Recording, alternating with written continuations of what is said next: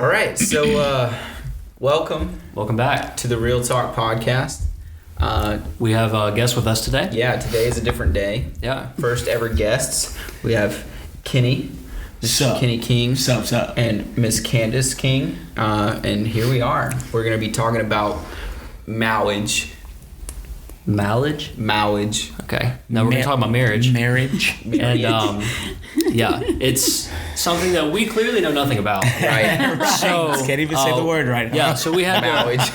to bring some people on. How long have you been married? 8 years. 8 years. 8 years. That's longer than I've been alive. Long, Is it now? short, No. yeah.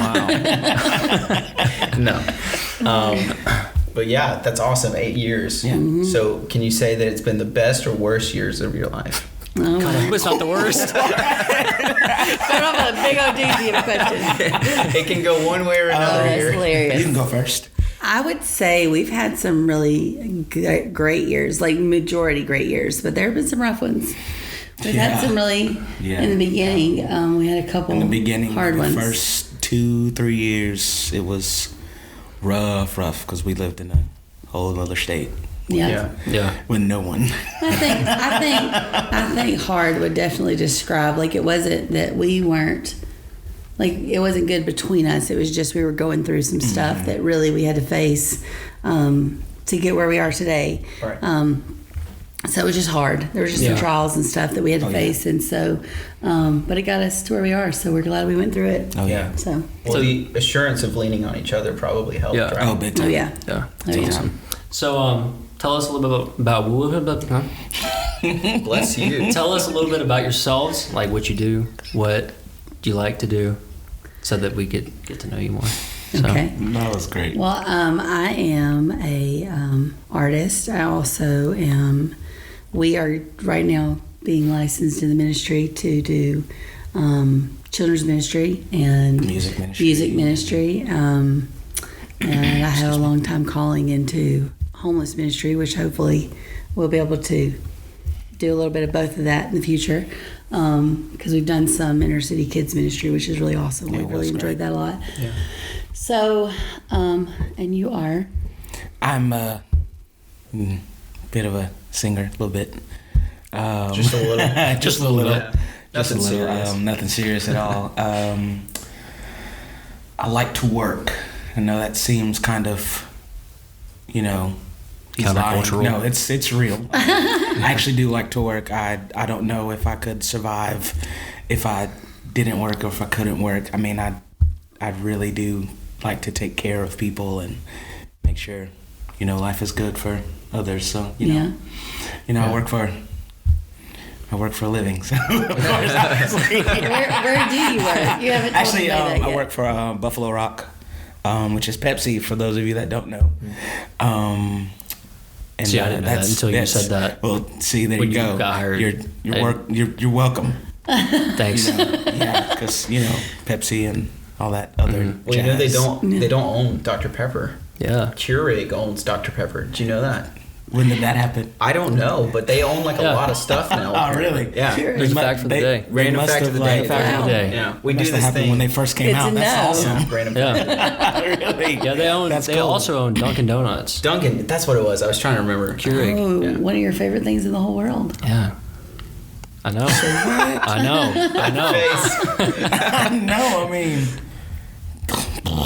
Yeah. I know. Honestly, who would know that? Like, Yeah, that's Keurig, random. Keurig makes money. Yeah. I Yeah. bet. They're making. They also, I think, do Mountain Dew and No, there's no way They do a Mountain bunch of Dew. stuff. I think so. Yeah. Really? Yeah. bunch of stuff. That's why you keep having Okay, so shortages. that's in Mountain probably Dew. why. That's probably why we have such a shortage. They have Yeah. shortages all the time Yeah, of those two right now we have Really? a shortage Crazy. of Mountain Dew and That's Dr. crazy. Pepper. That's so probably why then. funny. They're in crazy. Dunkin' right now. Yeah. Doing a bunch of stuff. Yeah. Yes. Making donuts. Yes. That's Forget right. the drinks. We want donuts. That's right. Yeah. All right. Okay, that was our random fact of the day. Yeah. Yeah, We that's have one awesome. every episode, and Yeah. so that was it. Yeah. Keurig is the monopoly now. Okay, So- continue. Yeah. Yeah. Buffalo Rock. So you enjoy that work? I do actually. awesome. I do full line vending, which is I go to businesses and I fill their vending machines. I fill the drinks and the snacks. So I didn't mean to bump the table. No touch. No touchy. No. But I get to meet a lot of people. I work in a rather large area. Goes from Bessemer to into Hueytown and into Pleasant Grove and Oak Grove. Wow. So it's rather large. Yeah, Yeah. I would say so. Yeah, it's pretty good. The Lord provided that job last March. Yeah. So it's been a ride. That's awesome. It's been rather fun. Excellent. So, kids, Yes. not talking to you like Not talking to you. kids, like, so you have kids. Topic of Yes. kids. Yeah. So how many? Yes. You have quite a few. We have 4. We have 4. We were when All boys. Yes. Yeah, Yes. yeah. Mom is totally outnumbered. Totally. That's okay though. So when we got married, Control had Elijah. He is Little man. my son that I was blessed with. God gave him to me through marriage. It's wonderful. And he's now 11. And then we have 2 adopted I know, right? that are 15 and 13. 15 and 13. Yeah. And then we have a 3-year-old. That is our miracle And he baby. is about to be 4 on Sunday. Yeah, That's my crazy. goodness. Yeah, Yep, that's 4 crazy. years old. Right. Yeah, yeah, he's growing up so fast. Second random fact. No. Yeah, Yeah. yeah. So, Wow. 4 kids. So that's probably pretty crazy sometimes, right? oh yeah, Yeah. Some. yeah. Some. Yeah. I can't imagine being married, let alone having kids. Yeah. Yeah. But that's awesome. What do you think probably, and this is probably going to be a tough question, but what do you think was the most difficult part of being with someone? Like, What at has the been, start? your biggest challenge Yeah. starting in marriage? I Think would back to probably 8 years ago in your mindset. Yeah.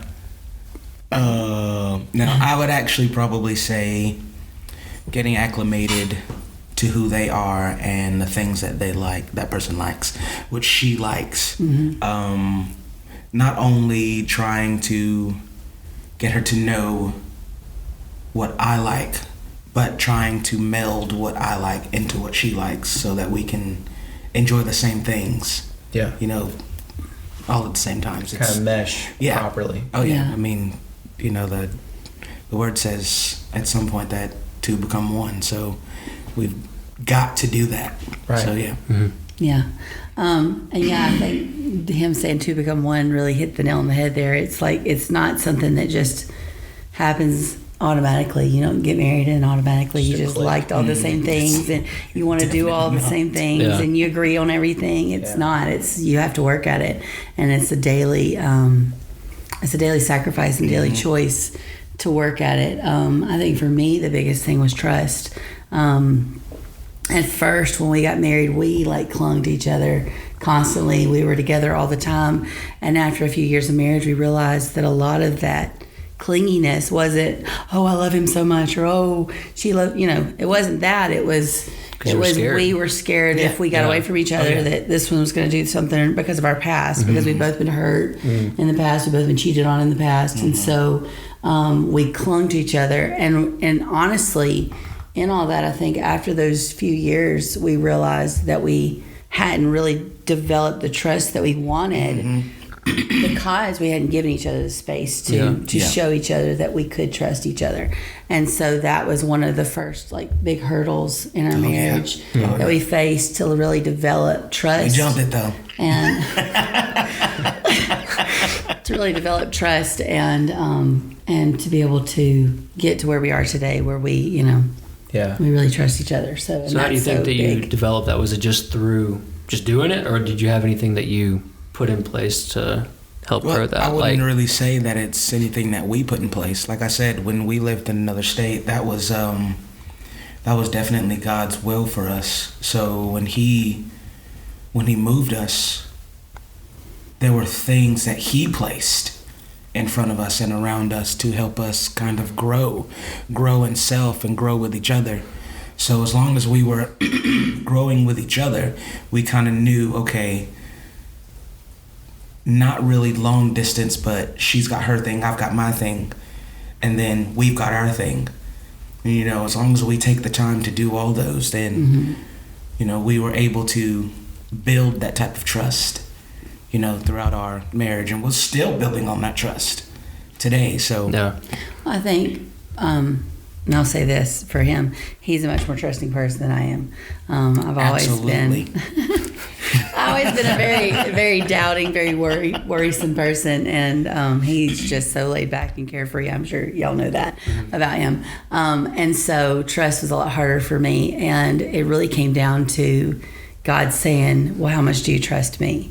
Mm-hmm. And me having to really trust God with my marriage, and not try to hold it so tight and not try to hold him so tight, but really give him the space to prove to me that he was trustworthy. And honestly, I'll tell you, it comes down to really, when the Bible talks about a submissive wife, and I know we're really jumping in the deep end right there, but when the Bible talks about a submissive wife, there's so many women today that fight that idea, but I'll tell you, it came down to him saying, you're gonna have to stop. You're gonna have to stop and just trust me. It came down to him taking the control as the man in the relationship, and really showing me, I'm not going anywhere, I'm not doing anything, you don't have to worry, I'm here for the long haul, and really just being the man and stepping up and letting me see that strong presence in him. And in that, it gave me confidence, and it gave me, it gave me reassurance, and it just comfort to know that he's saying, this is my marriage, that you are mine, we are here together, we're in this together, you need to just chill out. And sometimes, especially us strong independent women, we need that man to come in and say, chill. I've always, my mom growing up always referred to my Uncle Tom as everybody needs an Uncle Tom, but he was the ideal husband of, I know, I didn't even think about that reference. Anyway, he was an actual man named Tom. He was our Uncle Tom, and so that's oh, have mercy. Anyway, he was an actual man named Tom. So anyway. Okay. Noted. But I never even thought about that. Thanks for the clarification. Beautiful. Okay. So anyway, he was, every woman in my family has been a very strong, opinionated, loud person. And he was that man that could come in the room and say, you need to sit down, you need to calm down. And my aunt would always sit down and calm down. And she was the only person that could get her to sit down and calm down. And my mom told me my whole life, told me and my sister, because we were both very loud, opinionated people, that we needed a man like that in our life that could get us to sit down and be quiet.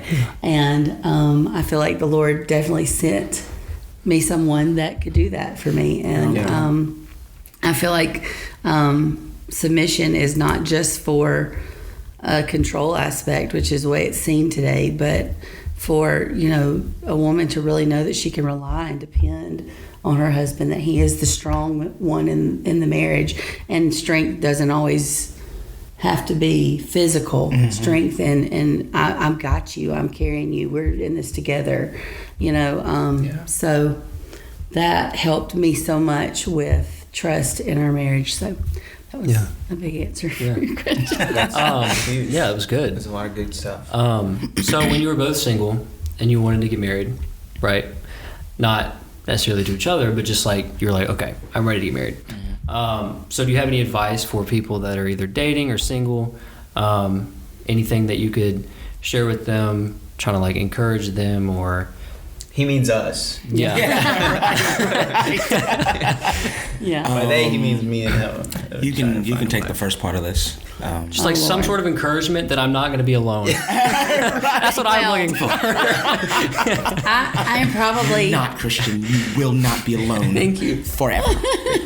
Maybe just for a minute. Well, you're so funny. We're probably the prime candidates for that question because when we got married, I was 29. My sister called me 27 Dresses. I don't know if y'all have ever seen that movie, but I was 27 Dresses. I had been in every friend of mine's wedding. I had a closet full of bridesmaids dresses and had not really had a relationship that I would consider to be worth calling a relationship at that point in my life. And I had been through the whole I'm going to be alone forever. I had already decided that if I wasn't married by the time I was 30, that I was going to, get artificially inseminated And I mean, literally, this was a thought of mine. And just me and my kid were gonna just live together, and that was my strong, independent woman idea of what I was gonna do. That was probably not prayed about at all. I'm just gonna be honest with you. Exactly. But I got to a point in when I was about probably 27, 28, where I was sick and tired of trying to find the man that I was supposed to be with. And I'd been looking and, gone to, what's the phrase? Looking for love in all the wrong places. Mm-hmm. That was definitely me. And so I just decided, I just recommitted my life to the Lord about a year before.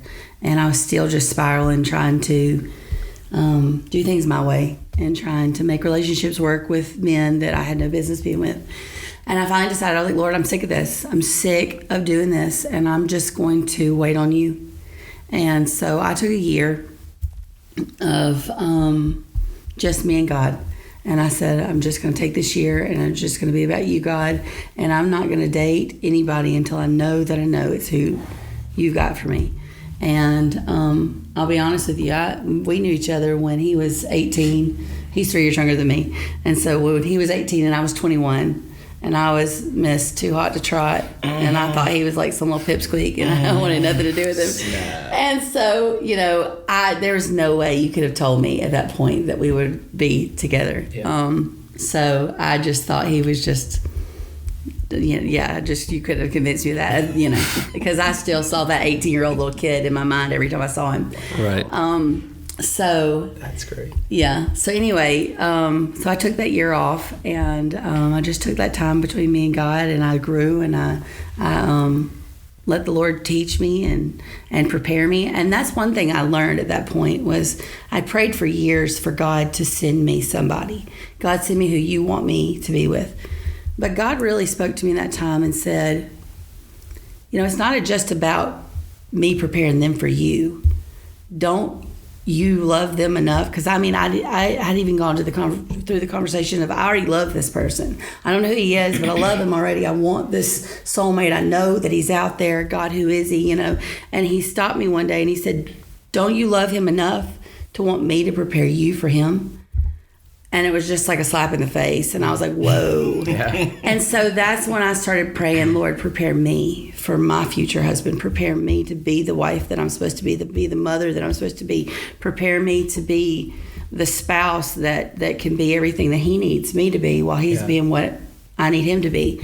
And so that year really, I think, was what it took. And I'm not saying that's the potion or the fix. Like, that's what you do. You take a year off and you're gonna get married. I can't say that that's what's gonna happen. But at the end of it was about a year that Control came back into my life. Kenny, I'm sorry, y'all call him Kenny, came back into my life, and at that point he was a totally different person than he was at 18 years old. Yeah. And totally different person, and totally way more mature, much older. Yes. And it was one of those things of, I think about a month in, we knew that it was God. And so, I would say, but to answer your question, I'd just say that it's all about giving it to God and trusting him and understanding that sometimes you got to wait. Not everybody gets married at 21. I'll tell you, we have a couple friends in the sanctuary in there that got married very young, and they were like the perfect little picture marriage. And I used to hate on, I'm not gonna say any names, but I used to hate on the wife. She knows who she is all the time, because I was like, you got married so young, and you got this big pretty house and all these kids, and I'm sitting here an old maid, and I would get so mad. But that's great. But hindsight being what it is, I'm very thankful that I waited, and that the Lord brought us to where we are today. Mm-hmm. Yeah. So Kenny, how do you escape the friend zone? Does it take 7 years? How do you escape the friend zone? Honestly, try not to put yourself there. Actually, Don't put yourself there in the first place. You should be their friend very real. anyway. You should be that person in their life that they can come to, that they can say, hey, this is going on in my life. And you don't want to take advantage of that. Yeah. You would never want to take advantage of that, because then you're taking advantage of an insecurity. Mm-hmm. And that's where I ended up my whole life when it came to girls and women. You know, I was okay with it, but I wasn't like, yeah, friends are fly, shoot, yeah. No, I was never like that. I searched and searched, and you know, come to find out in my life that was not the way to do it, because when you search, you find the wrong things. You find the wrong one. Mm-hmm. You don't find the one that God has for you, because you're the one searching, and you're not letting Him give that person to you. That's good. You know, I was married once before this marriage, and it was great. Woo, it was great. But you know, there was I would say there were a couple things that came out of that marriage that were really, really good. I grew up.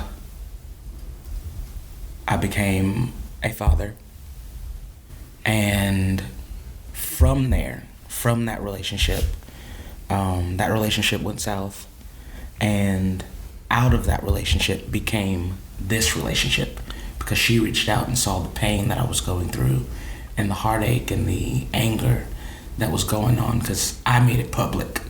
You know, it was not the right thing to do, but I did. I made it public, and it was, you know, I don't regret it, but I will say maybe I should have done it differently. I could have been a little more mature and keeping it all to myself, and, you know, not worrying about what the world thinks of it, and just giving it to God and saying, hey, work on me, work on me, work on me.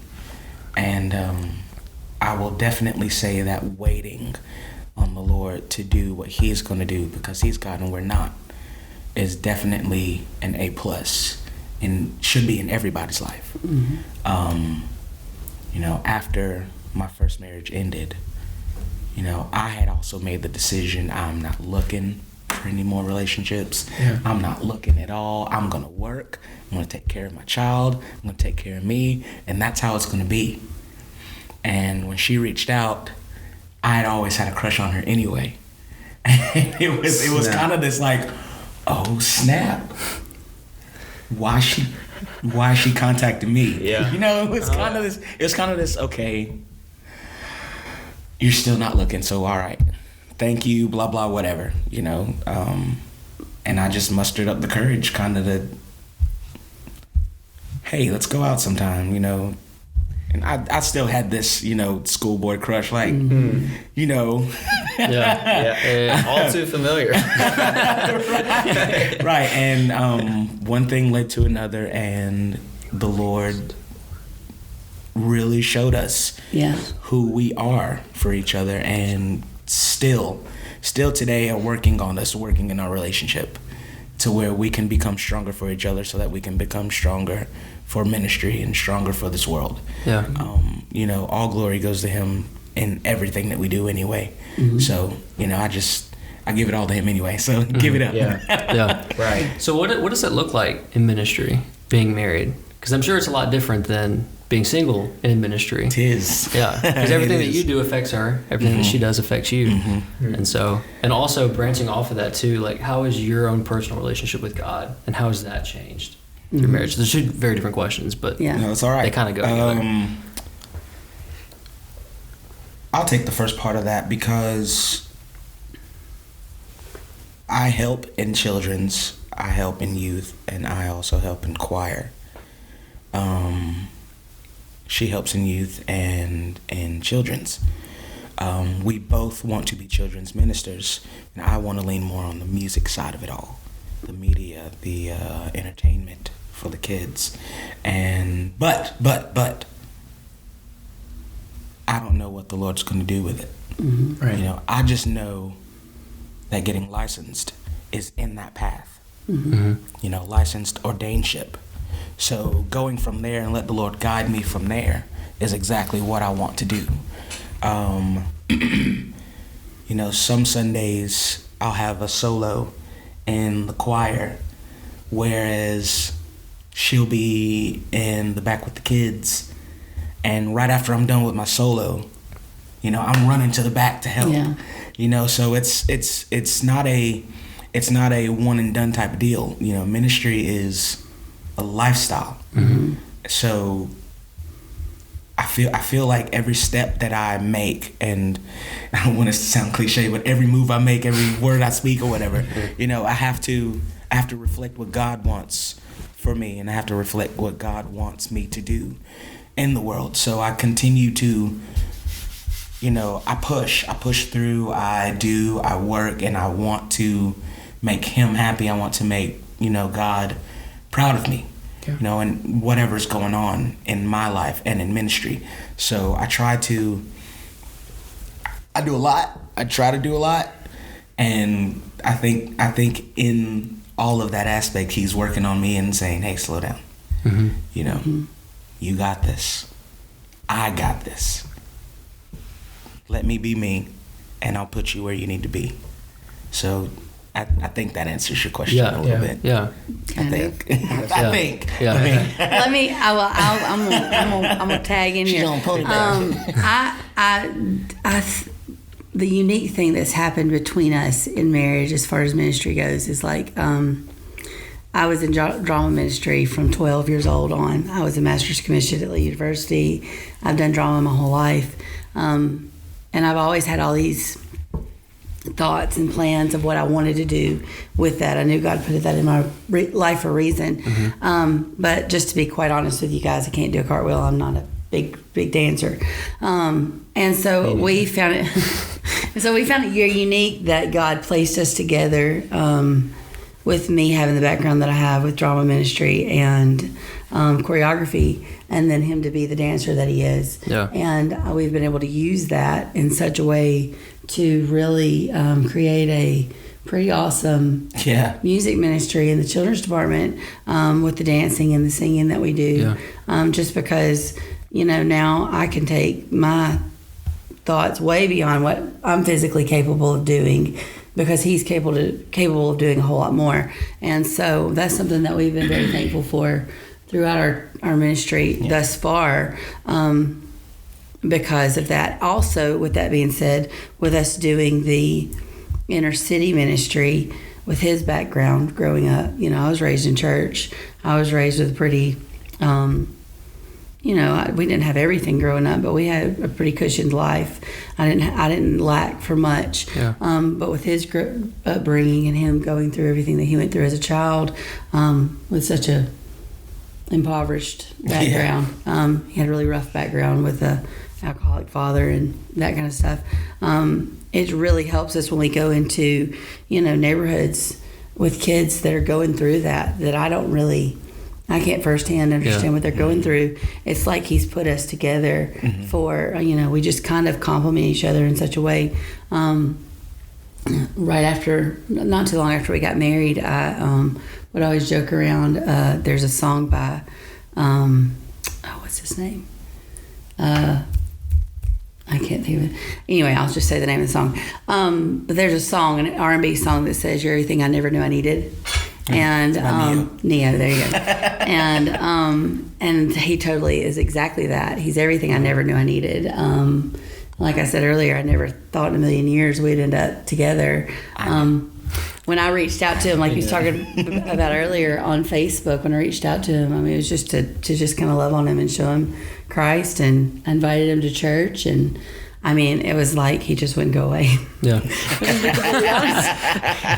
He just, not that you wanted me to. Well, after a while. After a while.